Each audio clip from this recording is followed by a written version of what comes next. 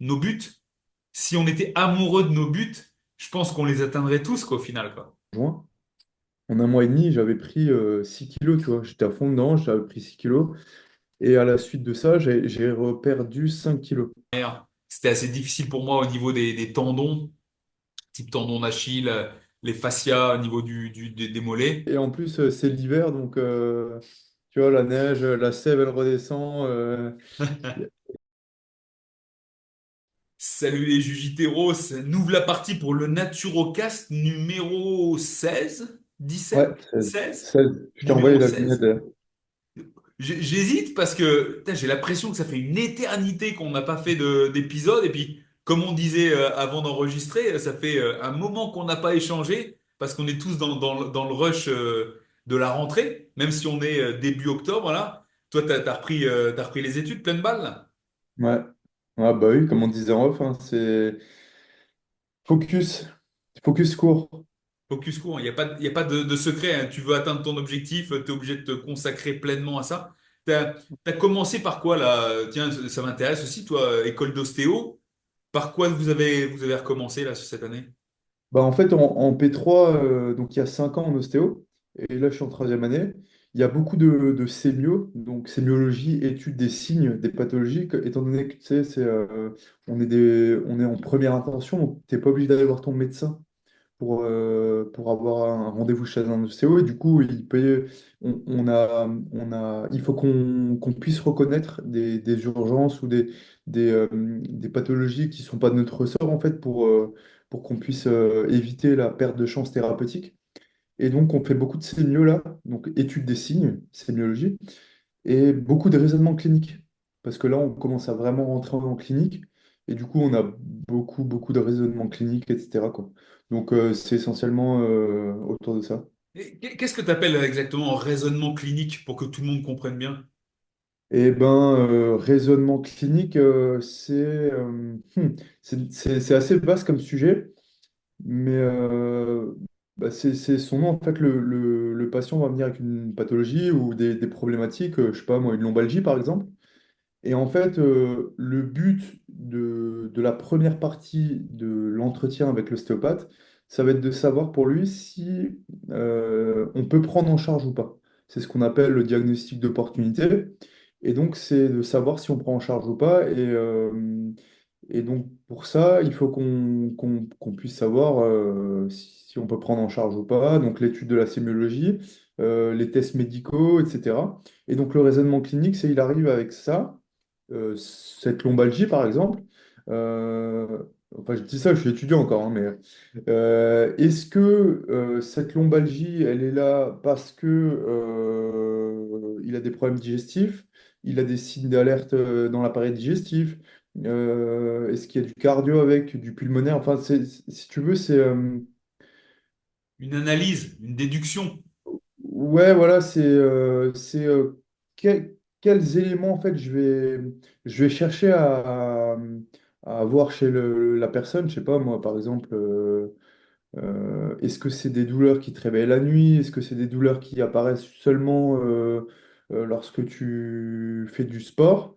Et en fait, tout ça, toutes ces informations mises bout à bout, tu auras un raisonnement clinique et puis tu sais si tu prends en charge, tu sais pourquoi, comment, enfin, tu as des idées, tu vois.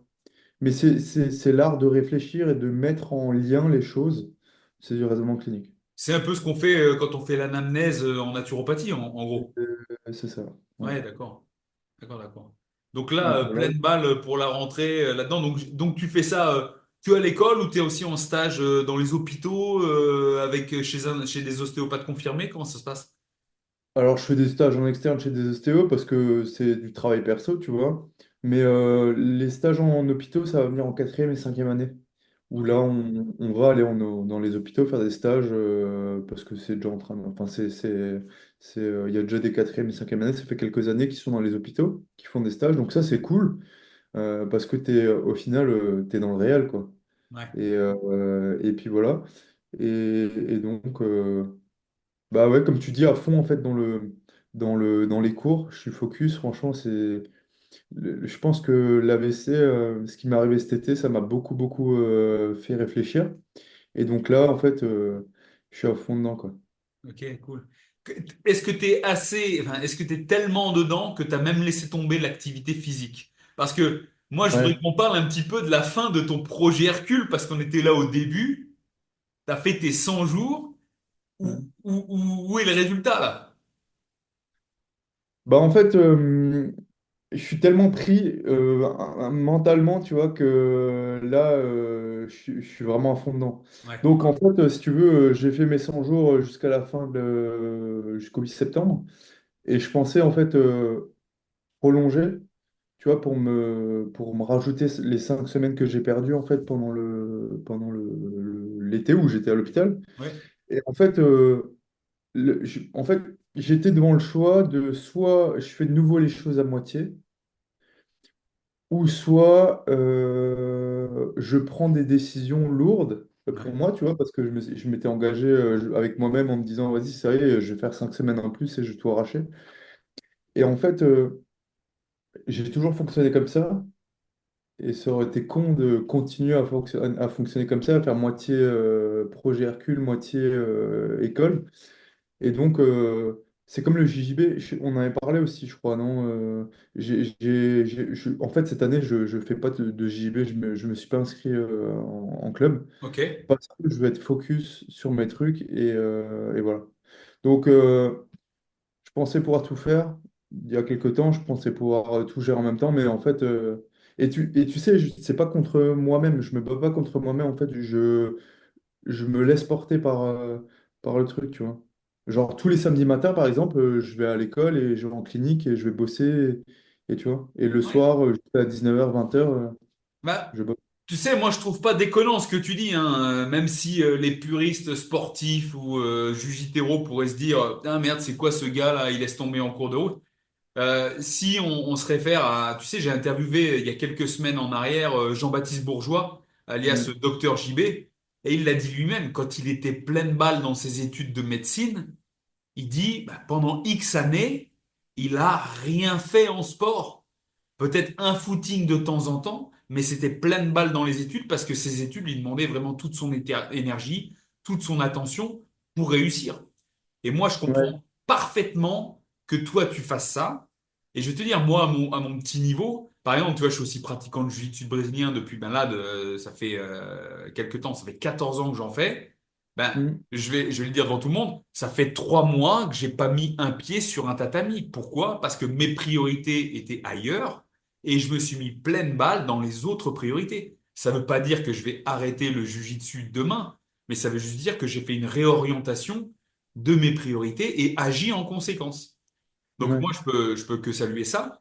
Euh, Après, la chose sur laquelle je veux rebondir, c'est la question que j'ai, c'est, tu as quand même fait, par rapport à ce projet Hercule, j'enfonce le clou. Ouais. Même si tu n'as pas fait les 100 jours parce qu'il y a eu quelques semaines où tu as dû lever le pied, est-ce que tu as vu un résultat en termes de poids, en termes de changement physique? Qu'est-ce que tu en as retiré tout de même de cette expérience? Alors, avant ça, en fait, le truc, c'est qu'il faut recontextualiser. Et l'importance de recontextualiser les choses, c'est parce que, en fait, j'agis comme ça, tu vois, parce que j'ai toujours agi moitié-moitié. Et en fait, pour moi, la manière de changer, ça va être d'être à fond dans un truc, tu vois. Maintenant, parce que avant ça, je faisais à moitié-moitié les choses. Et puis voilà, tu vois, c'est propre à moi-même, en fait, cette décision-là.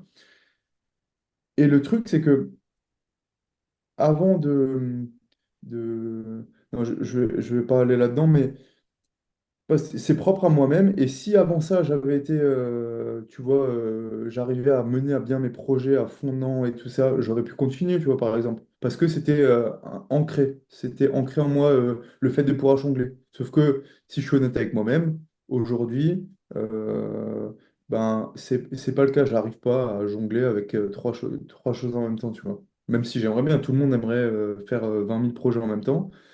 Et donc, il fallait faire cette décision-là. Alors, quand j'ai fait l'AVC, j'étais à 101 kilos. Donc j'avais pris, juste avant, j'avais pris en un mois et demi.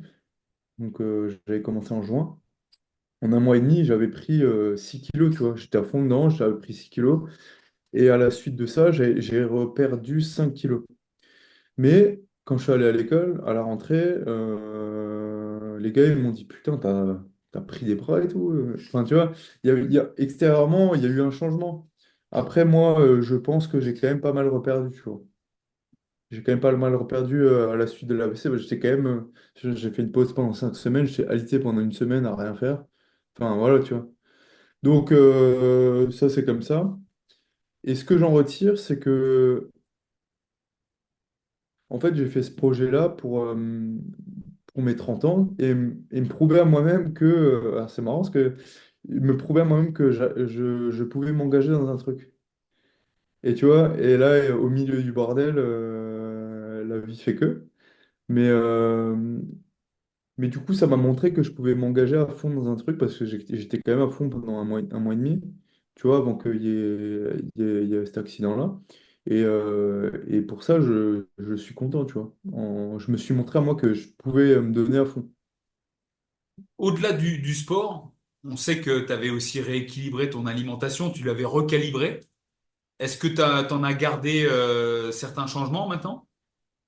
Bon, c'était plus, en fait, devenir objectif avec les calories. Tu vois, c'était vraiment ça le gros, gros changement. C'était augmenter un petit peu la part de protéines, mais surtout en fait compter les calories. Et je m'étais aperçu que je bouffais pas grand-chose, quoi. Enfin, je bouffais pas assez pour moi. Donc ouais, là, j'ai gardé Les apports les, caloriques? les bons apports caloriques, ouais, tu vois. Et, euh, et je prépare ma bouffe aussi maintenant. Donc non, j'ai gardé plein de bons trucs. Ok, excellent, excellent. Donc Super. voilà, Donc, focus. donc là, focus, études, Ouais, moins de ouais. sport. Est-ce que quand même sur des temps, tu t'octroies quand même des fenêtres pour faire quand même une activité physique? On sait que, qu'on le veuille ou non, le fait de faire une activité physique, c'est bon aussi pour le fonctionnement cérébral, ne serait-ce que pour décharger un petit peu l'accumulation de Ouais. tensions nerveuses liées aux études et autres. Est-ce que t'as gardé une petite fenêtre d'activité physique? Tu vois, pour l'instant, je me suis rendu compte que avant de vouloir améliorer la routine, il faut l'implémenter. Et je suis tellement aspiré en fait dans ce truc-là que j'ai même pas. Mhm. Je marche beaucoup, mais ça fait la première semaine, je suis allé à la salle, j'ai un peu couru, et puis après en fait, je me suis fait happer dans le truc, donc j'ai pas fait de cardio, j'ai pas fait de muscu mais ça va revenir. C'est juste le temps d'implémenter, tu vois, la routine avant de vouloir l'améliorer. Parce que sinon, enfin, je sais comment il faut faire, quoi. Enfin, il faut faire du sport, il faut faire ça, il faut faire ça. Mais je veux d'abord me focus sur l'implémentation du travail. Parce que c'est quelque chose, encore une fois, à recontextualiser, c'est quelque chose que j'ai du mal et j'ai jamais réussi vraiment à implémenter cette routine-là. Donc, je m'occupe de l'implémenter et puis ensuite j'améliore. Et je ferai ça, quoi. Moi, tu sais, même si on pourrait dire oui, ben, on pourrait être critique, tu vois, on bosse dans le Ouais, milieu de clairement. la para-santé, on va dire, tu vois, para-bien-être. Les gens exigeraient de nous-mêmes, tu vois, et c'est ce qu'on exige de nous-mêmes, d'être vraiment exemplaires, de dire, OK, on doit faire ce qu'on prêche. D'un autre côté, toi, tu es aussi sur un autre projet en termes d'études. Toi, 5 ans d'études, ça prend du temps, des ressources financières. C'est un sacrifice aussi parce que quand tu es à l'école, tu peux pas bosser non plus ni gagner ta vie. Hein. Surtout toi, quand tu as 30 ans aussi. Donc, ben, Ouais. les moments, faut faire pleine balle. Moi, je vais euh, citer un peu Gary Vaynerchuk. Je sais pas si vous connaissez, si toi tu connais Gary Vaynerchuk. C'est Arrivé. un gars qui est très connu aux États-Unis. C'est comment dire, maintenant on va qualifier ça d'influenceur.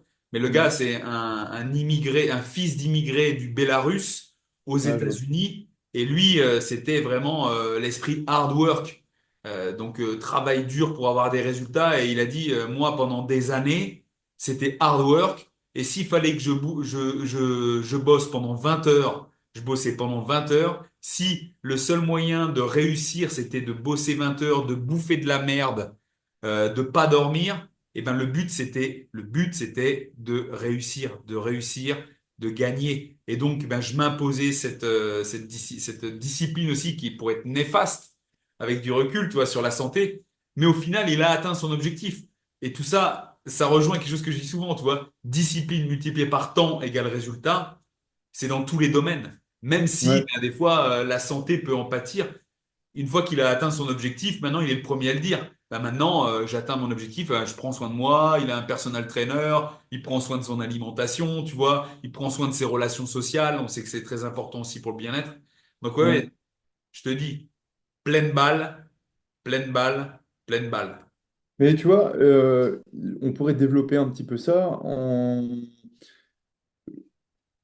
tout ce qui est hygiène de vie, santé, ça doit être un moyen, si tu veux, les bonnes routines, on va dire. Ça doit être un moyen de te supporter vers ton objectif.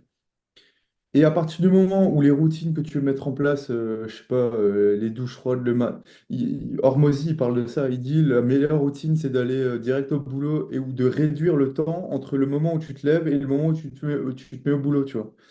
Et en fait, ce côté-là euh, si ça interfère vers ton objectif, vaut mieux le laisser de côté, tu vois. Après, tu vois ce que je veux dire? Après, je sais très bien que le sport, ça va me faire du bien, que d'aller faire du cardio, ça va me faire du bien. C'est dans mes prochains trucs à intégrer dans la routine du travail. Sauf que pour l'instant, il faut d'abord l'intégrer, tu vois. Et après, je vais voir si ça me décuple, je sais pas moi, la rétention d'informations, la réflexion, si ça m'améliore tout ça, et ben, je vais continuer là-dedans, tu vois. Mais d'abord, c'est pour ça qu'il faut prioriser. C'est ça, la priorisation. Je vois, j'étais un petit peu enfermé dernièrement, on parle de routine et tout, un peu enfermé dans mes routines. Parce que pareil, j'avais quelque chose que je voulais absolument faire, mais putain, et surtout dernièrement, comme tu sais, je m'étais mis au triathlon et que ben, ma dernière course, c'était fin septembre, mi-septembre. Ben, j'étais allé pleine balle sur l'entraînement, donc forcément plus d'entraînement égale plus de temps d'entraînement, donc moins de temps à disposition pour bosser. Donc c'est bien sûr hein, moins de clients, moins de temps pour bosser sur mes projets externes. Et je me disais, ben, le seul endroit, le seul moment où je peux bosser dessus, c'est le matin. Et en fait, je dis, mais non, mais attends, le matin, j'ai mes routines, quoi. Et oui, mais je repensais à ce que disait Hormozy, quoi. Tu te lèves, t'as un truc, tu passes à l'action, pas de friction, tu te lèves, tu passes directement dessus. Et le problème que, toi, je me suis mis, regardé dans la glace, j'ai dit, mais oui, mais c'est aussi simple que ça, quoi. C'est très simple. Je dis, mais ces routines-là que j'ai mis en place depuis des années, je les kiffe, quoi. C'est ça, tu vois. Moi, ce que j'ai mis en place le matin, j'adore ça. Je peux vivre sans. Mais j'adore ça. Et tu vois, là, je viens de passer la semaine dernière une excellente semaine avec des potes, là, les Nakama. D'ailleurs, j'ai mis une photo sur mon compte Instagram. Euh, eh bien, je me suis imposé de ne pas pratiquer mes routines avec eux. Tu vois? Et je l'ai vu, hein, de toute façon, j'ai été vachement plus productif. Hein. De toute façon, à 4h30, 5h du matin, tout le monde était levé, on était déjà pleine balle sur les ordis en train de chacun sur son contenu ou sur des side projects, tu vois. Et ça, enfermé dans les routines, même si elles nous plaisent, il faut revoir quelles sont les priorités. Pour voir quelles sont les priorités. Mais c'est vrai que c'est dur, hein, des fois, quand on aime quelque chose, de s'en séparer. Parce que c'est vrai, quand tu dois produire un résultat, bah, c'est un travail, c'est un effort. Et autant, moi, l'effort physique, l'effort sportif, j'adore ça. Tu me dis, OK, on y va. Donc, je peux parler de discipline là-dessus. Ça va être facile pour moi, tu vois. Quelqu'un qui Mm. n'aime pas trop le sport, bah, ça va être un peu comme pour moi, si je devais faire un truc sur ordi, préparer des textes ou faire des tableaux et tout ça, ça j'aime pas. Donc, ça va me demander plus d'efforts pour cette nouvelle discipline. Ouais, c'est la priorité, quoi. Ouais. Ouais, mais en fait, c'est ça. Et ça rejoint une question qui me trotte en tête depuis 2 mois là. C'est avec qui et avec quoi est-ce que ah non, à qui et à quoi je donne mon temps et mon attention. Ok. est-ce que ce à quoi et à qui je donne mon attention et mon temps, donc les choses les plus précieuses qu'on a sur cette terre, me rapproche ou m'éloigne de mes objectifs? Si la question est ça m'éloigne, arrête. Pas pour la vie, parce qu'après tes objectifs vont être atteints et tu vas les revoir. Mais en tout cas, pour l'instant et pour cet objectif-là, si ta routine, tu vois, elle t'éloigne ponctuellement de tes objectifs-là, bah, si tu maîtrises le truc, tu la mets en pause, tu vois, et tu vas vers ton truc. Et en fait, c'est juste ça la question que vous pouvez poser, enfin, qu'il faut se poser, je pense. Et voilà, tu vois. Parce que les gars de l'école, ils m'ont dit, mec, t'as changé. J'ai dit, bah ouais, je sais. Mais ces questions-là, elles me niquent le cerveau, tu vois.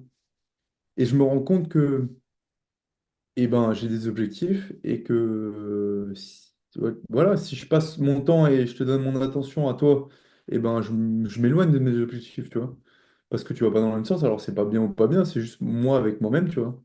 Je te rejoins complètement. Est-ce que tu as l'impression, quand tu agis comme ça, c'est une question comme ça qui me trotte, est-ce que t'as pas l'impression des fois d'être un robot ou un extraterrestre vis-à-vis des autres?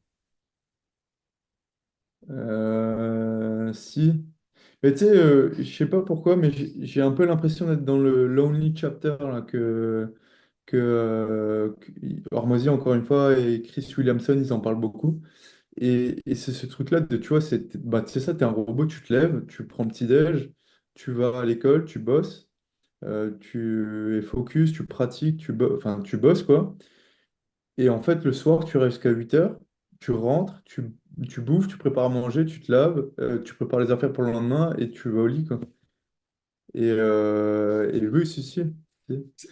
Ouais, bah pareil, toi, tu te rends compte de ça. Moi, je l'ai vécu pareil quand je me fixais certains objectifs et voilà, si tu fais pas partie de mon monde, si tu fais pas partie de mon objectif, je te capte pas et tout. C'est pas d'être inhumain ou de dévaloriser les autres ou de se sentir supérieur. C'est juste de dire la chose qu'on valorise le plus, c'est son objectif et c'est pas l'objectif en tant que tel, quoi. On sait que c'est tout ce qu'on met en place au quotidien, donc ce qu'on appelle le chemin, quoi, qui est très important, qui est le plus important. Si tu te fais détourner du chemin, c'est pas bon.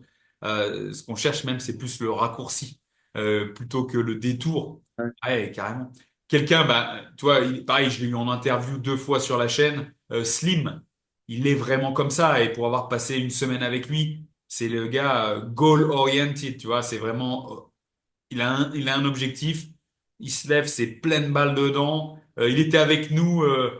Il aurait pu, tu vois, mettre sur pause un peu son activité et passer un peu plus de temps avec nous. Non, il a dit, excusez-moi les gars, là j'ai ça à faire, faut que je le fasse. Boum, pleine balle. Il est orienté là-dessus. Et moi, je peux le comprendre, quoi. Je le comprends dans un sens, hein. On pourrait se dire, ouais, mais t'as que 3, 4 jours à passer avec nous, tu pourrais mettre la pause. Ouais, mais quand t'es tellement impliqué, moi, je comprends pleinement. C'est sûr que les gens qui Ouais, ne sont pas passionnés, qui n'ont pas de réel objectif et qui n'ont pas compris l'importance de la discipline au quotidien sur la mise en place de cette stratégie pour atteindre ce but, ben, ces gens, je pense qu'ils n'ont jamais vraiment vécu passionnément, tu vois. ouais, Tu vas sentir vraiment ce que c'est que de s'impliquer. Et on pourrait peut-être leur dire, toi, si les gens étaient amoureux, tu vois, se dire, ok, t'es amoureux et parce que tu as ce sentiment-là qui est en toi, qui t'anime pleinement, et ben, tu vas faire tous les efforts du monde, les efforts de compréhension, les efforts d'implication, tu vas le faire pour rejoindre ton aimé, la satisfaire et autres, et, ouais, et tu vas te sentir bien. Mais en fait, c'est un peu ces sentiments qu'il faut réussir à mettre en place avec nos buts. Si on était amoureux de nos buts, je pense qu'on les atteindrait tous, quoi, au final, quoi. ouais. Ouais, c'est un excellent exemple, ça, d'être amoureux, parce qu'au final, quand t'es avec la personne que t'aimes, t'as pas faim. T'as envie de rien faire, juste d'être avec elle, et t'en as rien à foutre de ce qui se passe autour. T'es juste focus. Enfin, c'est des trucs d'adolescence, tu vois. Mais c'est clairement ça. Mais, On est bien d'accord. mais c'est pleinement ça. Et ceux qui nous écoutent, si vous pensez être amoureux et que vous n'avez pas ressenti ce que je viens de décrire pour la personne aimée, c'est qu'au fond de vous, vous ne l'aimez pas. C'est juste peut-être parce qu'elle est belle ou parce qu'elle satisfait un cadre dans lequel vous identifiez, mais vous l'aimez pas. Alors virez-la et vous ferez des dépenses inutiles, enfin vous épargnerez des dépenses inutiles. Ouais. Non, on est bien d'accord. Mais du coup, les gens qui nous écoutent, ils pourraient prendre quoi par rapport à ça, là? Tu penses?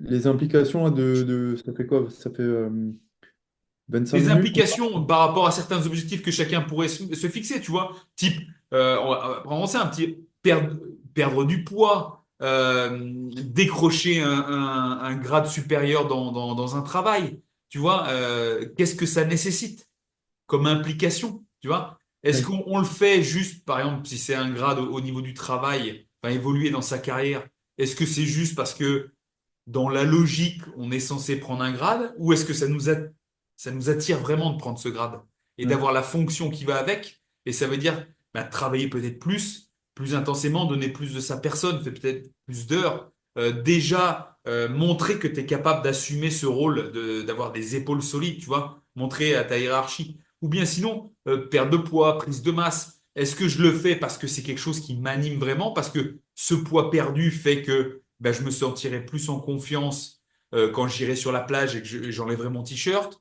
C'est basique, certes, mais ça peut être ça. Est-ce que c'est ouais, très important pour moi de prendre de la masse musculaire et de toute l'application que ça va derrière, de manger assez, de m'entraîner assez fort, parce que potentiellement, eh ben, je me sentirai plus à l'aise quand je serai dans ma pratique, dans une autre pratique sportive, ou quand je serai avec les gens en société, parce que c'est aussi important pour gagner en confiance en soi. Tu vois, est-ce que je le fais pour moi parce que c'est quelque chose qui m'anime ou parce que je le fais, tout le monde le fait, alors je vais le faire, tu vois? Mais si ouais, c'est parce que tout le monde le fait, c'est pas vraiment mon projet. Donc au final, dès qu'il y aura la première anicroche, eh ben, on aura vite baissé les bras, tu vois? ouais. Je pense que Ouais, ça chacun part. devrait se regarder dans la glace et prendre un peu de temps dans le silence. On en parle assez du silence depuis le temps qu'on Ouais, fait c'est ça. Naturocast Je veux dire. pour avoir les réponses à ces questions. Il faut se les poser et puis il faut avoir du silence. Faut être dans le silence. Et être dans le silence et être à l'écoute.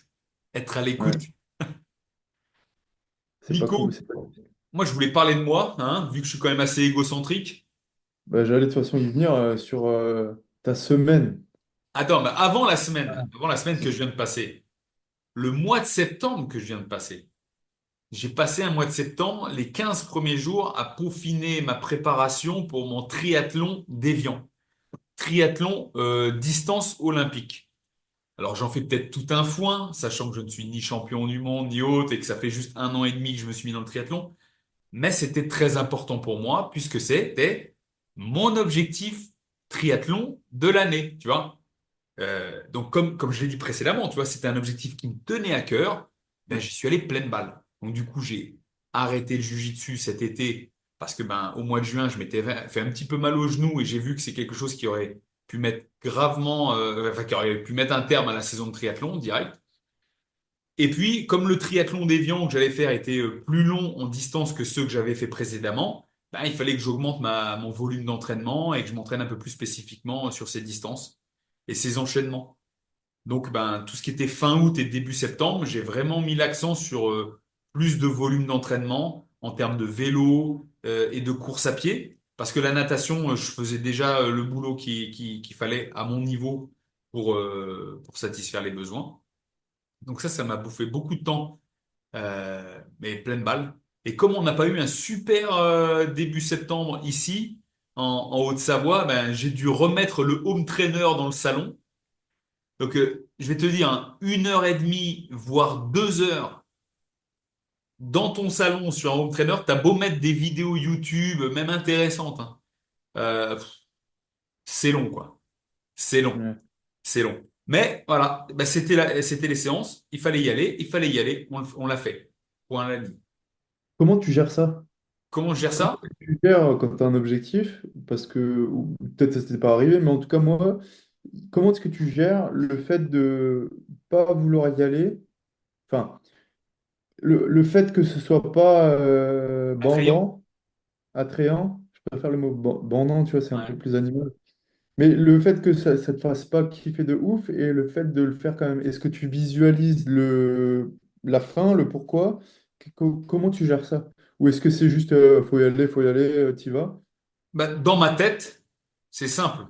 Il y a, oui, cette visualisation. C'est même pas une visualisation, c'est dans ma tête, je sais que telle date, j'ai telle chose à produire. Donc là, en l'occurrence, le triathlon. C'était, je crois, 16 ou 18 juin, enfin, au septembre, je sais plus. Et en amont, je savais qu'il fallait que je fasse mes séances de 1h30, 2 heures.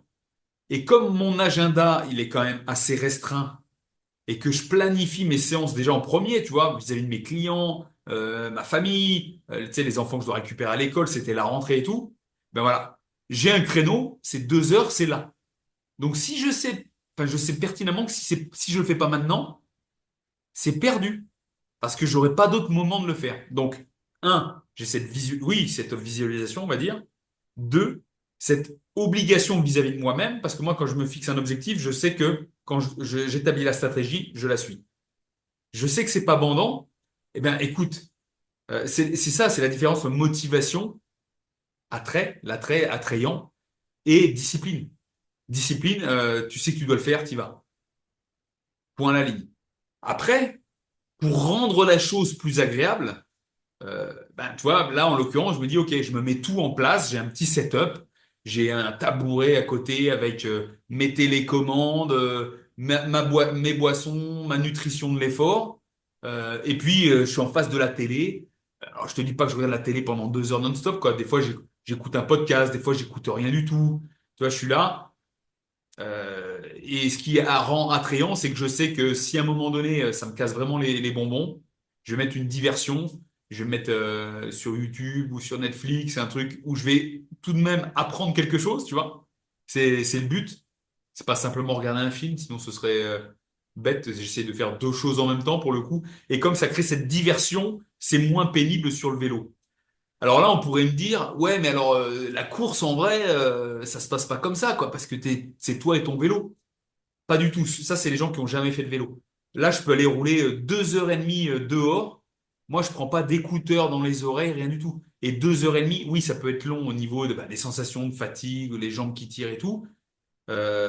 Mais en fait, tu as, tout le paysage Ouais, qui change, tu as l'attention qui est tournée sur la sécurité routière, le ressenti au niveau des jambes qui est différent, ou en fonction de l'inclinaison de la route. Donc en fait, le temps est complètement changeant, alors que sur le home trainer, c'est monotone, quoi. Ouais, tu mm, changes un coup de temps en temps la position, un coup tu changes les vitesses, et voilà, tu fais du fond. L'avantage du home trainer, c'est que quand tu es 2 heures dessus, tu passes 2 heures à pédaler, quoi. Il n'y a pas de truc dans le vide. Alors que quand tu vas pédaler en pleine nature, bah, tu sais, il y a souvent des moments de roue libre parce que tu es un peu en descente. ouais. Tu vas t'arrêter à un stop. Voilà, tu vois, il y a plein de choses comme ça où t'es pas optimal. Ou bien tu sais que tu pourrais pédaler plus fort, mais tu le fais pas forcément. Alors que quand tu es sur le home trainer, t'es sur l'autoroute, toi, mode automatique. Et au final, j'ai remarqué, parce que comme on n'a pas eu une super météo depuis juin ici chez moi, là, eh ben, j'ai fait certainement autant, voire plus de séances d'home trainer que de sorties sur route. Ok. Et je vois que j'ai quand même bien progressé, quoi. Je l'ai vu, la dernière sortie vélo que j'ai fait, donc une semaine après une semaine ou deux après le triathlon, j'ai fait ma meilleure sortie en termes de chiffres, de vitesse par rapport à un itinéraire que j'ai en connaissance. C'est là où j'ai produit le plus de puissance et où j'étais le plus rapide sur Ok. belle sortie. Et tu vois, j'ai vraiment gagné avec du home trainer, tu vois. Donc bah voilà, donc ça c'était cette partie-là, début septembre, beaucoup de ça. En course à pied, là où j'avais expliqué il y a quelques épisodes en arrière, c'était assez difficile pour moi au niveau des tendons, type tendon d'Achille, les fascias au niveau des mollets. Et bien en fait, j'ai quand même augmenté la durée de mes sorties, donc j'ai fait des sorties tu vois, entre 50 minutes et 1 heure, puisque je voulais faire un 10 km lors du triathlon maximum 55 minutes, parce que ça reste un 10 km après tous les autres efforts, tu vois. Je voulais faire maximum 55 minutes et je m'étais dit, minimum, si je fais déjà 47 minutes, je serais content de moi, tu vois. Ouais. Donc, je visais cette fourchette-là. Euh, et puis, au final, le triathlon est arrivé. Le temps était pourri. Tiens, ça confirme ce que je dis, hein. Et ils ont annulé la natation parce qu'il faisait entre le froid et le vent, le lac Léman dans lequel on devait faire la natation, ben c'était ça, ça réunissait pas les conditions de sécurité pour l'organisation. Et donc ils ont Ok. remplacé la natation par 5 kilomètres de course à pied. Ce qui fait que la course s'est résumée à un duathlon où j'ai fait 5 kilomètres de course à pied, 40 kilomètres de vélo et 10 kilomètres de course à pied. Ok. Sach- Alors les deux séquences de course à pied, c'était vraiment sur du plat. Et le vélo, par contre, 40 bornes, il y avait 28 bornes de montée, en fait, en gros, on va dire. Ok. Parce que, tu vois, on est au bord de la montagne, on partait du lac, où c'est ben, niveau zéro ici, et on est monté jusqu'à une station de ski. Et on va dire que les 10 derniers kilomètres, c'était comme ça, j'étais entre 65 et 70 kilomètres heure dans la descente. Et je peux te raconter une chose, parce qu'il faisait tellement pas chaud que quand on est arrivé en haut vers la station de ski, moi, je sentais quasiment plus mes doigts. Ok. Et j'ai parlé avec le gars qui a fait podium, un gars qui a fait podium. Il m'a dit, ouais, ouais, j'ai fait le choix de partir sans les gants pour gagner du temps. Il dit, arrivé en haut, ça frisait. Et je peux dire que dans la descente, ça a tellement rafraîchi les doigts que quand j'ai parqué le vélo, j'ai dû enlever le casque. Eh ben, comme si j'avais des moignons au bout des bras, là, j'arrivais même plus à enlever le casque à détacher, tu vois. Ça, bon, j'y suis arrivé. Et le temps de faire, d'enlever les chaussures de vélo Ça va. et de mettre les baskets, Ouais. quand j'ai commencé la course à pied, j'ai senti que mes chevilles et mes pieds étaient gelés, quoi. Et j'avais peur de me tordre les chevilles. Donc il m'a fallu, je crois, les 2 premiers kilomètres des 10 kills pour vraiment ressentir mes chevilles. Et au final, j'ai fait un dernier 10 kilomètres en 46 minutes. Donc j'ai Ok. au-delà de mes espérances. Et sur le temps global, j'ai mis 2h46, alors que dans ma tête, avant de partir, j'avais calculé en gros que au mieux, j'aurais été vers 3 heures, au pire 3h30, et là, je suis à 2h46. Donc, ce qui fait que je suis très content. Je finis dans le top 100 général et septième de ma catégorie d'âge. Voilà. Donc, je rappelle, hein, j'ai plus de Bravo. 40 ans, donc je suis Incroyable. très content. Putain. Ça, c'était une belle, vraiment belle aventure. Et tu vois, sur le coup, bah, je me dis, j'ai un peu morflé parce que à la fin des 10 kills, vraiment sur les 50 derniers mètres, j'entends ma femme et ma fille. Ouais, papa, vas-y, quoi. J'ai dit, oh punaise. Et il y avait un gars devant moi. J'ai dit, allez, pour la photo, là, je vais le doubler. J'ai voulu tenter un sprint. J'ai doublé le gars. Mais pendant que je doublais le gars, il y a une vieille crampe qui m'a pris dans l'ischio. Non, c'est Tu pire que vois, ça. j'ai rien laissé paraître. J'ai continué jusqu'à la ligne d'arrivée, mais là, je peux te dire qu'elle était puissante. Donc, pour te dire, j'aurais pas pu aller plus vite sur les 10 kilomètres. Sinon, ça aurait impacté ma capacité à le terminer sans crampe. Donc, voilà. Mais je suis très content. Très, très content. Rapide le vieux quand même, hein. Il y a des restes. Il y a des restes. Putain, bravo. Mais tu vois, j'ai assez bien. Toi, j'ai pas sollicité de coach pour le triathlon. Euh, Attends, attends, stop, bouge ah, pas. t'as un petit. Ouais, je sais pas, c'est la première fois que ça me le fait. Bon, là, le Nico, il a résolu son problème de Mac, iPhone, c'est de la dope, tout ça. J'étais en train de dire que j'ai sollicité aucun coach pendant cette préparation, toi. Tu sais, j'ai pas besoin d'un coach. Tu sais juste que quand tu commences une activité, ben, il faut juste que tu fasses un peu de volume dans les disciplines déjà pour construire ta base. Après, oui, j'aurais pu vouloir un coach pour optimiser chaque séance. Comme tous les sports du triathlon, je les ai déjà fait individuellement. C'est vrai que j'ai déjà une base, une certaine connaissance. Donc bon, rien que le volume que j'ai fait, j'ai vu que j'ai bien progressé. Et puis, tu vois, là, c'était le triathlon le plus long que j'ai fait. Et c'est sûr, ça tire sur le corps parce que j'ai pas l'habitude d'enchaîner ces distances. Et sur le coup, je me suis dit, punaise, non, pas pour moi, tu vois. Ça, c'est trop long ou autre. Et avec un peu de recul, toi, qu'est-ce que tu nous fais encore, mon Nico, avec ton écran là? Tu joues pendant que je parle? Non, non, il s'est remis tout seul, le bâtard. Ouais, c'est bon. Ah là, il dit des gros mots là pendant le Naturocast. Ouais, donc pendant après 15 jours, j'y ai avec le recul, euh, Mm. je me suis dit non, en fait, c'est pas mal de persister un petit peu dans cette distance-là. Et pourquoi pas tester l'année prochaine, et donc ça me laisse le temps de me préparer, un Half Ironman, tu vois. Alors, pas forcément de l'organisation Ironman, tu vois, mais un demi Ironman, tu vois, type M, ce qu'on appelle M, avec, je crois, c'est 2 km 4 de natation, euh, 90 bornes de vélo et finir avec un semi-marathon, tu vois. Alors, je Ok. dois te dire d'avance que le semi-marathon ne m'intéresse aucunement, mais c'est juste pour la beauté de l'effort et voir un petit peu vers quoi ça m'emmène, comme physique, comme réorientation dans mon planning. Je sais très bien que toi, cet été, j'étais sur mon programme discipline, qui d'ailleurs, je Mm. remercie tous les gens qui ont souscrit au programme discipline et qui nous écoutent. Franchement, bravo à vous. Mes enfants aussi, ils le font encore. Donc, je suis très content. Donc, j'ai suivi ce programme discipline tous les jours. Je sais que si je dois faire une distance plus longue en triathlon, il va certainement falloir que je réduise un peu la présence de musculation.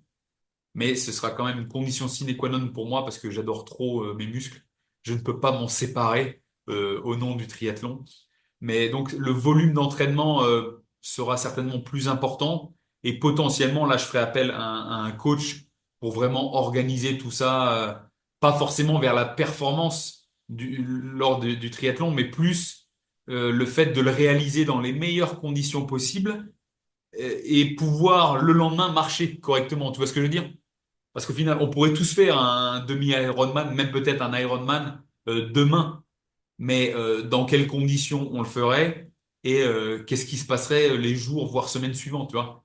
Moi, Ouais. tu vois, le lendemain de mon triathlon à Evian, bah, c'est bon, quoi. J'ai refait ma muscu, c'est reparti, quoi. J'avais quelques sensations au niveau des genoux, peut-être un peu les tendons au niveau des chevilles, mais ça allait, quoi. Mais donc voilà, pourquoi pas ça à l'avenir, mais ça se Bah, un fera. an pour préparer, quoi. Ouais.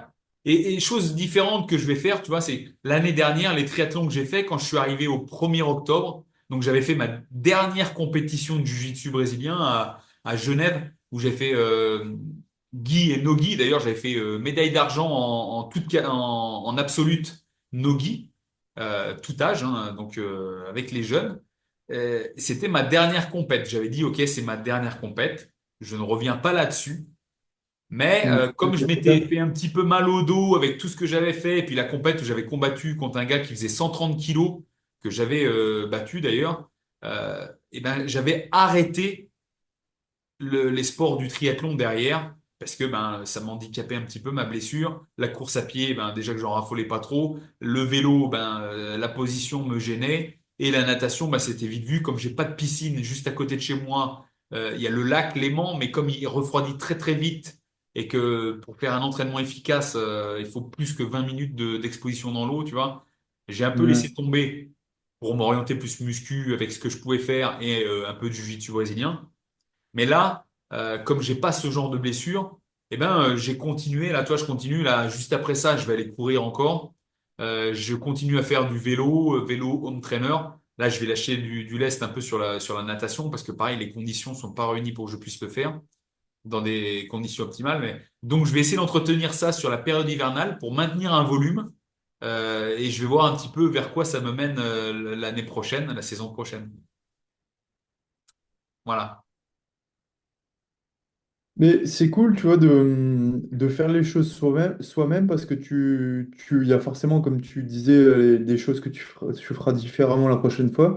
Et en fait, ce qui est cool, c'est que ça te permet de pouvoir accompagner les gens ensuite qui ont ces objectifs-là parce que tu connais déjà un peu le comment, du pourquoi, de qu'est-ce qu'il y a à mettre en place, qu'est-ce qui est important, etc. Tu vois. Et ça, Ah je oui, trouve ça cool. carrément. Bah, tu vois, j'accompagnais déjà quelques triathlètes sur des courses distance, mais des amateurs, bien évidemment, de ce côté-là. Parce que, bien sûr, comme je te disais, j'ai déjà pratiqué ces sports. Et puis parce que, bah, comme je me suis formé aussi en nutrition sportive et que j'accompagne des sportifs depuis des années, ah, j'ai quand même largement les bases, même plus que les bases. D'ailleurs, si vous écoutez, vous avez besoin d'un suivi en nutrition, que vous soyez sportif ou pas, dites-le en message ou contactez-nous sur le site, sur Instagram, on reviendra vers vous très rapidement. Donc comme j'ai cette habitude déjà, ça va. Mais là, le fait d'être encore plus impliqué dedans, tu perçois certaines choses et dans le même temps, même si on a des connaissances générales, on revient vers l'individualisation, tu vois.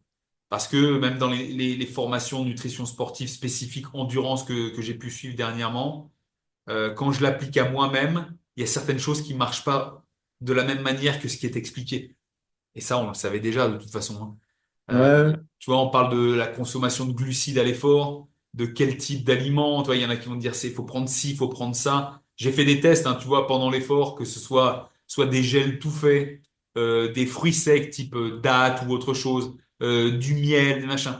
J'ai pris, j'ai chronométré, j'ai évalué ma tolérance digestive. Tout ça, c'est du travail de fond, tu vois, à la fois pour moi progresser en tant que sportif, mais aussi mhm. pour progresser en tant que conseiller en nutrition, tu vois. Eh ben, je vois que, ah, mais tiens, ça marche mieux que ça marche mieux que ça, et ça marche mieux pour moi. Mais si tu écoutes d'autres personnes, il y en a, ils vont te dire, ouais, date et miel, moi, ça me va. Au final, date et miel, ça va être du fructose, quoi, tu vois. Et alors que le truc optimal, ça va être fructose-glucose, le mélange des deux, tu vois, pour l'effort d'endurance comme ça. Eh ben, tout le monde est différent, tout le monde a des perceptions différentes. On sait aussi que le mental aussi a un impact là-dessus, tu vois, cet effet placebo. Si tu te convaincs que ta date, elle est magique et que quand tu la prends, ça va te donner un coup de boost immédiat, tu peux être sûr qu'à 95%, ça va te donner ton coup de boost immédiat. C'est clair et net. C'est clair et net. Mais on revient à la différence entre la règle et le principe, tu vois. Ouais. Là, c'est le principe, c'est manger des glucides. Et la règle, c'est il faut du miel, il faut des dattes, il faut du gel, c'est mieux, etc. Tu vois. Eh ouais. Je pense à ça. C'est ça. La base, la base, la base. Là, tu vois, je reviens sur la chaîne YouTube et les interviews, j'en parlais, toi, avec Dr JB, avec Slim, lors des dernières semaines. Ceux qui n'ont pas vu, hein, je vous invite à aller écouter les interviews de Samuel Monin, celles avec Nicolas Régnier, qui sont bien intéressantes. Euh, on parle de pratiques de compétition. Vas-y, dis-moi, tu voulais dire quelque chose? J'aimerais bien que tu... Enfin, je serais curieux d'écouter Luc Rousseau, Doberman. Tu connais? Punaise, oui, mais je le connais sous le nom d'Oberman, mais pas sous son nom, ouais, c'est vrai. Eh ben, ouais, Il est Doberman, eh revenu en ben, France. Il est revenu en France, il il est était revenu en France. Ben, je en vais le Australie. contacter, tiens, après ça, je vais le contacter. J'ai Mm. lancé, ouais, donc pas mal d'interviews, on en avait discuté, et celle avec Samuel Monin, très intéressante, Nicolas Régnier aussi, qui nous amène un peu dans les insides de l'ADCC 2024, vu qu'il a été directement avec Mika Galvao et Diogo Reis. Voilà, il y a des dits, il y a des non-dits, hein, de toute façon, hein, on le sait tous, hein, comment ça se passe à ce haut niveau. Très intéressant. Et là, pareil, j'ai contacté pas mal de personnes qui m'ont dit oui, et donc ces interviews vont s'étaler au fil des prochaines semaines. Tu veux Et teaser un peu? dernièrement, j'ai interviewé Rémi Marcon. Alors, je sais pas si tu connais Rémi Marcon. Il Ça est me quand dit un même, truc. ouais, il est à côté de Valence, en France. Il est ceinture noire sous Vincent de Guyenne et c'est lui qui est à l'origine du concept unique, UNIK, Guy Rengrange, donc à côté de Valence. Et son interview, franchement, tu vas voir, je t'inviterai à l'écouter. Elle sort très prochainement sur la chaîne. D'ailleurs, peut-être au moment où ça va être diffusé, ce Naturocast, elle sera déjà sur la chaîne. Je crois que il a lancé quelque chose qui va révolutionner le Jiu-Jitsu en France et qui va le mener vers plus de professionnalisation, tu vois. Ça, c'est vraiment avec un concept holistique, encadrement avec à la fois des professeurs parce qu'il veut, tu vois, l'aide à l'école, avec des professeurs, avec des ostéos, kinés, préparateurs mentaux. Ça, c'est quelque chose qui, à mon avis, va se développer dans toute la France bientôt, puisque tu sais, comme la CFJJB, elle est en partenariat avec, enfin, sous directe tutelle de la Fédération française de judo, qui a plus de moyens, je pense que c'est quelque chose qui va se développer dans les prochaines années. Et tous ceux qui ont le CFEB en Jiu-Jitsu, euh, pour pouvoir dispenser les cours de Jiu-Jitsu, ben, vous avez déjà bien fait. Je pense qu'il va peut-être y avoir un CQP bientôt qui va se déclencher là pour le Jiu-Jitsu. Et potentiellement, ben, vous pourrez peut-être gagner de l'argent grâce au Jiu-Jitsu, vivre du Jiu-Jitsu en l'enseignant de par ce genre de structure. Mais, tu vois, il est Jiu-Jitero, il lance quelque chose dans le Jiu-Jitsu brésilien, mais avant tout, c'est un entrepreneur et il allait pleine balle. Il est allé pleine balle. Ça rejoint des trucs qu'on a dit avant, hein. Il a pris des Mm. risques. Il a dit, OK, il y a des risques, mais j'y crois. Et il dit, j'y crois, il y a des risques. On va pleine balle. Et si j'échoue, j'échoue, mais je sais que j'aurai rien à regretter parce que j'aurais mis toute mon énergie dedans. Donc, n'hésitez pas à aller voir l'interview. N'hésitez pas à aller suivre Rémi et Unique sur Instagram non plus. Mais il y a deux gars de chez Infini, Noah et Issam, qui sont allés là-bas. Exactement. Bah, d'ailleurs, on en a parlé dans l'interview. Ouais, exactement. Ouais.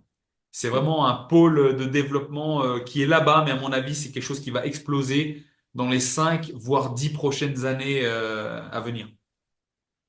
Ouais, c'est ça. À quel point est-ce qu'on prend les risques en faisant ce qu'on veut faire? C'est Si ça. c'est zéro, et je parle pour moi surtout. Non, une réflexion qui ça m'a éveillé la réflexion, ouais. Ouais. Au final, si tu prends pas de risques, merde, c'est quoi la phrase? À vaincre sans péril, On pas de triomphe gloire sans à vaincre gloire. sans péril, un truc comme ça. Ouais, à vaincre sans péril, on triomphe sans gloire. Non, Voilà, c'est ça, exactement. C'est ça. ça. C'est ça. Les risques, putain. Nico, est-ce que Ouais. toi, au cours du mois qui s'est écoulé, tu as reçu des questions qu'on pourrait évoquer, auxquelles on pourrait répondre là maintenant? Ne- je Ah, t'es suis aspiré focus. par mes... T'es focus. Ouais. Tu vois, moi, je suis tellement Mais focus en que... vrai, attends, parce que je suis aspiré. Alors, c'est de l'inertie, tu vois. Ça, il y a une inertie où je suis pas là, tu vois. Mais sauf que je bosse. Et je bosse sur des sujets. En fait, je construis mon système là. Et il va se passer des choses, tu vois. Mais je bosse en inertie. Et en plus, c'est l'hiver. Donc, tu vois, la neige, la sève, elle redescend. C'est du travail de fond que tu fais. Ouais. C'est du travail de fond. Et d'ailleurs, tous ceux qui nous écoutent, je vous conseille, faites comme Nico. Fermez tout, travaillez, faites du travail de fond sur un side business, sur une compétence physique que vous voulez développer, une nouvelle langue que vous voulez apprendre. Hop, enfermez-vous, coupez un petit peu les relations sociales ou les réseaux sociaux qui vous sont inutiles et focalisez-vous sur vos objectifs. Moi, j'ai eu une question de Guillaume, qui est ceinture noire et qui s'entraîne à CDK dans le nord de la France. Il me posait une question sur les champignons. Tu sais, les champignons. Ah, punaise, j'ai bouffé le mot. Reishi, Adaptogènes. Les ouais. champignons adaptogènes. Et alors, il y en a tellement, tu vois. Il y a le chaga, lion's mane, cordyceps. Il y en a plein, quoi. Moi, sur la consommation, j'avais pu le dire pendant une interview ou sur un naturocast aussi. Oui, j'ai déjà pris des complexes dans lesquels il y avait plusieurs champignons, ou bien il y en avait un seul dans un complément, mais pris individuellement, je l'ai jamais fait. Seulement, après avoir, comme il m'a posé la question, j'ai fait certaines recherches, et ce qui pourrait nous être le plus utile en tant que pratiquant sportif, et même personne motivée par des objectifs d'énergie, de se sentir énergique, tu vois. Il semblerait que ce soit le cordyceps qui soit le plus approprié pour ça. Alors, ne me demandez pas la posologie, mais intéressez-vous, faites des recherches, cordyceps, Cordyceps. On peut voir le champignon séché, réduit en poudre et en gélule, ou en poudre tout court, que vous pouvez intégrer dans un smoothie, dans un café, ou dans une boisson chaude, juste dans de l'eau, juste comme ça. Évitez de vous le mettre dans les narines, parce que ça ira pas là où il faut. Mais le cordyceps, c'est quelque chose que vous pouvez faire. Et comme toute plante adaptogène ou champignon adaptogène, dites-vous bien une chose. C'est pas parce que vous allez le prendre une fois que ça va révolutionner votre corps immédiatement. L'adaptogène, en fait, il faut s'exposer à cette substance pendant plusieurs semaines, voire plusieurs mois. En général, on conseille d'aller jusqu'à 3 mois d'exposition. 3 mois d'exposition.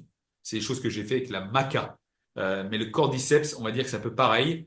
Euh, la seule chose qu'on pourrait dire, évoquer pour les champignons, c'est de faire peut-être une petite fenêtre sans en prendre. C'est-à-dire prendre peut-être 3 semaines d'affilée, une semaine sans en prendre, et reprendre 3 semaines et une semaine sans en prendre, ou le faire différemment, dire, OK, j'en prends 5 jours dans la semaine, j'en prends pas le week-end, et faire comme ça pendant plusieurs mois. Donc ça, c'est quelque chose qui peut être bien. Donc Guillaume, fonce sur le cordyceps, 5 jours avec 2 jours sans, et tu fais ça pendant 3 mois, et tu nous fais un retour, tu nous mets ça en commentaire.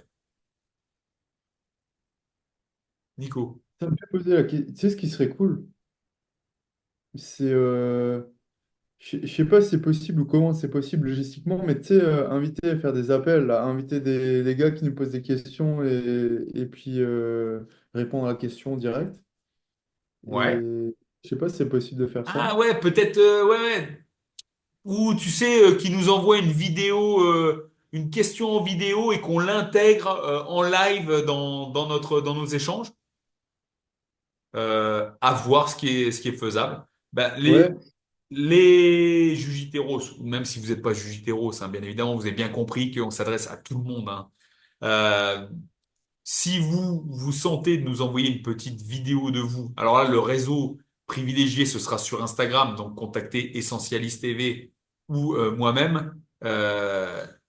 Sur Instagram, vous faites une petite vidéo, on fera en sorte d'essayer de l'intégrer pour que bah, on voit vos petites trognes, que vous soyez une star de quelques instants et on répondra à une star. Et on n'a pas encore des millions de vues, hein, mais bientôt, Nico, vous soyez une star pour aussi vous mettre en avant et vous remercier de nous suivre. Très bonne idée, Nico. c'est comme, tu vois, par exemple, les témoignages. Que ce soit, tu vois, même pour le programme discipline, moi, j'essaie de demander aussi aux clients que j'accompagne avec toi. Ça a marché avec Romain. Après, il y a de quoi améliorer hein, en termes de qualité et tout, mais je trouve que le témoignage vidéo, il est super cool. Ouais.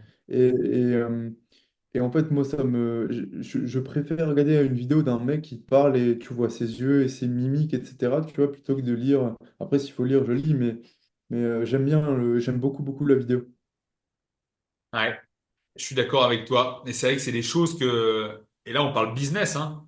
C'est des choses que, on devrait faire. Et si vous avez un business, c'est pareil. C'est si on a fait du bon travail, on est toujours content déjà d'avoir un bon retour. Et si ce retour peut nous permettre d'avoir de nouveaux clients pour continuer de vivre de notre passion, bah, c'est d'autant plus bénéfique. C'est vrai que demander un retour vidéo pour les personnes qui se sentent OK avec la diffusion de leur visage, c'est vrai que c'est bon à prendre et c'est vrai que ça incite, c'est plus incitant pour certaines personnes qui sont plus attirées par le témoignage vidéo de nous solliciter. Et tu as tout à fait raison. Et c'est une chose sur laquelle j'ai complètement, moi, fait l'impasse. Tu vois? C'est vrai qu'on est tellement focus là-dessus et en fait, on se dit, mais non, en fait, on a juste à se focaliser aussi sur le bon travail, capitaliser sur le bon travail qu'on a fait, tu vois, et entretenir ça plutôt que d'aller chercher de nouveaux clients, alors qu'en fait, nos nouveaux clients, ils sont déjà là. Ils sont déjà Ouais. là. Sachant que ce qu'on fait, oui, ben, on en vit, quoi. Donc oui, on parle de clients, on parle de business. C'est aussi ça la vie de naturopathe, d'ostéopathe. Et j'imagine que vous-même, si vous êtes à votre compte, ben, vous recherchez des clients. Même si vous êtes employé, vous avez envie que votre boîte ait des clients pour que vous mainteniez votre travail. Donc ben, ça fait partie du jeu, quoi. Ça fait partie du jeu. Très bonne. T'as des bonnes idées là, Nico. Hein. Ah oui, j'ai le cerveau, laisse tomber. Depuis que j'ai fait le truc, là. Pleine balle! Pleine balle, pleine balle. Il nous reste un Et... petit peu de temps. Il nous reste un petit peu de temps. Et je voudrais parler, parce que j'ai parlé du mois de septembre, de la partie triathlon. Et j'ai pas parlé de la semaine dernière que j'ai passée avec des gens formidables. Alors, ils sont pas plus formidables que d'autres, bien évidemment, mais c'est à la fois des amis, des frères, tu vois. Ils m'ont invité dans leur cercle. Alors, c'est les gars que vous avez pu voir sur les interviews de la chaîne. Il y a Pierre Dufraisse, il y a Jérémy Coron, il y a Slim, il y a Docteur JB, et puis il y en a d'autres que vous verrez bientôt. Je parle de Steph Gentis, je parle de David Nicolas de Limitless Project. Euh, voilà, il y a des gens qui vont encore venir sur la chaîne, vous allez découvrir dans les interviews. C'était comme une semaine de mastermind, tu vois. On est tous très impliqués dans le sport. Le physique, d'ailleurs, la belle photo, toi, sur Insta, on est tous à poser. Les gens se disent, ouais, vous êtes que des musclores, vous faites que ça. On fait pas que ça. Chacun a un domaine de spécialité, mais en plus, on fait du sport. Euh, et en fait, c'était vraiment une force d'émulation saine, vraiment à se tirer les uns les autres vers le haut, chacun avec ses forces, tu vois. Lui, il est plus fort là-dedans, mais il va te parler de son domaine qui peut toi, t'attirer aussi dans un sens et te faire gagner en connaissances. C'était vraiment très, très inspirant. Donc, on a passé un temps là, ce petit groupe, 4 jours quasiment. Et puis, la deuxième partie de semaine, j'étais au festival Limitless, où d'ailleurs, voilà, David Nicolas m'avait invité de nouveau pour un atelier. L'année dernière, il m'avait demandé de faire une conférence sur la nutrition de la vitalité. C'était une conférence privée, mais potentiellement, je pourrais la faire et l'enregistrer et la diffuser. Euh, et là, cette année, il m'a demandé au détour d'un repas qu'on a fait ensemble, il m'a demandé si je pouvais faire un atelier de self-défense, tu vois. Et j'ai dit oui, parce que ceux qui me connaissent pas vraiment dans le détail, j'ai été militaire en unité de combat. J'ai été agent de sécurité, puis agent de protection rapproché pour des notables des Nations Unies, que ce soit en milieu urbain, mais aussi en zone hostile, type l'Afghanistan. J'ai 14 ans de jiu-jitsu brésilien, j'ai 10 ans de judo, j'ai fait du muay thai et un peu de kickboxing. Donc, tu vois, j'ai certaines compétences. Et c'est vrai que j'avais jamais pensé à faire des trucs de self-défense. Et je voulais pas non plus tomber dans l'histoire du mytho-jitsu, tu vois. Parce que tu vois, tout de suite, self-défense, on sait très bien comment ça se passe dans la rue, hein. Pim pam, clic clac Kodak, et tes trucs comme ça avec tes clés de bras, machin, ça marche pas. Ça marche pas. Et donc, j'avais 40 personnes auxquelles j'ai voulu présenter la self-défense. Et en fait, j'ai pas présenté la self-défense. Euh, L'axe d'attaque, si je puis dire, c'était de les confronter à leurs faiblesses. Tu vois? Dire, il y a plein de menaces. Il y a plein de gens qui sauront mieux que moi vous dire comment vous protéger face à ci, face à ça. Mais la première menace, c'est vous-même. C'est ça que je dis. Pourquoi c'est vous-même? Parce que peut-être vous êtes déjà très faible. Déjà visuellement, physiquement, tu es peut-être quelqu'un de plus petit, plus chétif. Et on sait que dans les agressions, la plupart des agressions, c'est une histoire de rapport de force. Tu vois? Un homme qui agresse une femme. Deux personnes qui agressent une personne. Une personne armée qui agresse une personne non armée. Déjà, c'est ce rapport de force. Donc, faire comprendre ça aux gens. Donc déjà, si tu es déjà plus chétif dans le rapport de force, tu auras un effet moins dissuasif. Alors bien sûr, l'habit ne fait pas le moine, hein. D'ailleurs, pendant le stage, on en a eu un exemple parfait avec une petite dame qui est ceinture noire de judo, qui a déboîté deux, trois mecs, quoi, tu vois. Et des mecs d'un certain gabarit. Donc, les gens leur montraient qu'ils étaient déjà leur propre faiblesse, leur propre menace pour eux-mêmes. Donc déjà, l'aspect physique, le fait qu'ils ne fassent pas forcément d'activité physique, tu vois, pour endurer physiquement, tu vois, une agression type, tu vois, être dans la durée, avoir une certaine endurance, une certaine Ouais. force pour repousser quelqu'un. Ou savoir que, enfin, leur montrer que ben, même si tout le monde dit, tu sais, ouais, si on m'agresse, on me cherche, je vois rouge, je suis un taré, je pourrais tuer tout le monde. J'en ai chauffé quelques-uns, tu vois, avec ma tête et je les ai agressés vraiment directement. Il n'y a pas d'histoire, je vois rouge, quoi. T'es une merde, quoi. T'es une merde directement. Donc les mettre face à leur propre faiblesse, pas pour les humilier, au contraire. Mon but, c'est de les faire grandir. Parce que on le sait tous les deux, et j'espère que vous le savez vous aussi, à partir du moment où on a identifié nos faiblesses, nos points faibles, et qu'on travaille dessus, on est en croissance. C'est valable dans tous les domaines. Donc, je voulais leur montrer ça. Leur montrer que, déjà, si quelqu'un te pousse dans la rue, un combat ou autre, est-ce que tu sais tomber, tu vois? Il se trouve que 9 personnes sur 10 pendant ce stage, ne savent pas tomber. Tu vois, les gens, c'est vers l'avant, ils s'éclateraient la tronche sur le bitume. Tu vois, où ils se pèteraient un bras, ou même en essayant de faire une roulade, ils s'éclateraient le front au sol. Donc déjà, je leur ai fait faire ça sur le bitume, hein. Je l'ai montré moi aussi, hein. Je me suis éclaté, enfin, je me suis pas éclaté, j'ai chuté, mais j'ai fait sur le bitume pour leur montrer l'exemple. Et ils ont tous fait, ils ont tous fait. Et là, ils se sont rendus compte, merde, je sais pas tomber. Même si je m'entrave, je tombe, je ne sais pas tomber, quoi. C'est ça, vers l'avant, vers l'arrière. Est-ce que tu sais avoir des bons appuis? Pas, tu vois. Ça, ils savaient pas faire. Donc, je leur ai fait ça. Après, je leur ai montré, bien sûr, quelques petites techniques, tu vois, pour se relever quand ils sont tombés au sol. Euh, des choses basiques, mais tout le monde en est ressorti vraiment subjugué, alors que, toi, les pratiquants comme toi et moi, même tous ceux qui nous écoutent, pourraient se dire, non, mais c'est du basique, c'est un truc d'enfant.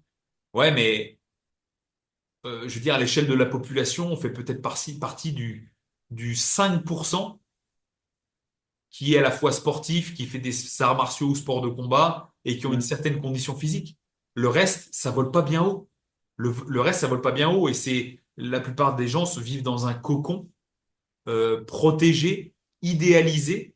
Et j'ai voulu leur montrer que il suffisait d'un rien pour que quelque chose leur arrive. On le voit au quotidien dans les médias. Alors bien sûr, des fois les médias mettent ça un peu plus en avant pour montrer l'aspect d'insécurité, pour des fois favoriser certains votes ou certaines élections. Mais bref, on passera ce sujet. Mais se dire, OK, prenez ça en compte. Et donc, je voulais aussi parler de ça, c'est sur les personnes les plus faibles que j'ai pu identifier, je leur ai dit, vous voyez, vous, les plus faibles, vous êtes aussi les plus grands dangers pour les plus forts. Et là, tout le monde se pose la question, mais pourquoi tu dis ça? Mais en fait, il faut prendre en compte que comme vous êtes les plus faibles, vous êtes les plus à risque d'être agressés. Et le jour où vous serez agressé, c'est potentiellement le plus fort qui va devoir, de par sa nature euh, d'aide, toi, de vouloir sauver quelqu'un, c'est la personne la plus forte euh, qui va mettre sa vie en jeu pour venir t'aider. Et ce qui veut dire que quand il va venir t'aider, il risque quelque chose. Il risque de prendre un coup de poing. Enfin, pour moi, il a 50% de chance de prendre un coup, tu vois. Coup de poing, coup de coude ou autre. Coup de couteau, s'il y a une arme. Et en plus, il prend le risque d'être emmerdé par la loi si pendant qu'il te sauve, eh ben, il y a une blessure ou autre. Ouais. Donc, je leur faisais prendre conscience, t'es faible, tu te mets toi-même à risque, mais tu mets aussi en risque tous les autres qui sont plus forts, qui eux font l'effort d'être potentiellement dissuasifs et de se protéger eux-mêmes, mais qui vont avoir des emmerdes à cause de toi. Ouais. Écayer les forces spéciales qui sont allées au Sahel chercher les deux là. Ouais, ouais, voilà, Il voilà. y Tu en vois, a c'est deux, ça aussi. il y en a deux qui sont morts. Il y en a un qui a été tué, un mec des forces spéciales. Bon, bref. Mais Ouais, oui, l'exemple est là. Ouais. c'est ça, tu vois. Donc, je leur ai fait prendre en compte qu'il fallait prendre leurs responsabilités et qu'on avait aussi un rôle en tant que citoyen de savoir se défendre. C'est mon point de vue, bien évidemment. Chacun est libre de penser ce qu'il veut. D'ailleurs, dites-nous ce que vous en pensez dans les commentaires, si tant est que vous êtes encore là après 1 heure d'échange. Ouais, j'en doute pas, il y en a un. Eh oui, il y en a. Il y a Ahmed, c'est Ahmed! sûr. Il y a Ahmed, c'est sûr. Ahmed, Ouais, big je t'embrasse. dédicace. Tu les écoutes tous en entier. Et je suis sûr aussi, je salue Mathieu, qui est un client fidèle en suivi. Et Mathieu qui est aux États-Unis. Je crois qu'il est à Atlanta maintenant. Mathieu, si tu nous écoutes, grosse dédicace à toi. Et grosse dédicace à ton frère, qui est ceinture noire du jiu-jitsu brésilien et tu me connais grâce à lui. Donc Mathieu, merci aussi. Nico, est-ce que tu avais quelque chose d'autre à rajouter? Écoute, il n'y a rien qui me vient en tête là. Rien qui vient en tête? Bon, ben, on va s'arrêter là. On va se dire pleine balle encore pour le mois d'octobre. On fait Ouais. un petit débrief dans un mois. Les Jujiteros, merci encore à toutes et à tous d'être ici, que ce soit sur Spotify, sur YouTube. N'oubliez pas, laissez un commentaire, c'est vraiment important. Likez, partagez avec vos partenaires d'entraînement, avec quelqu'un que vous pensez que ça pourrait aider cette vidéo, cet audio. Et puis on vous dit encore merci et à la prochaine. Allez, paro!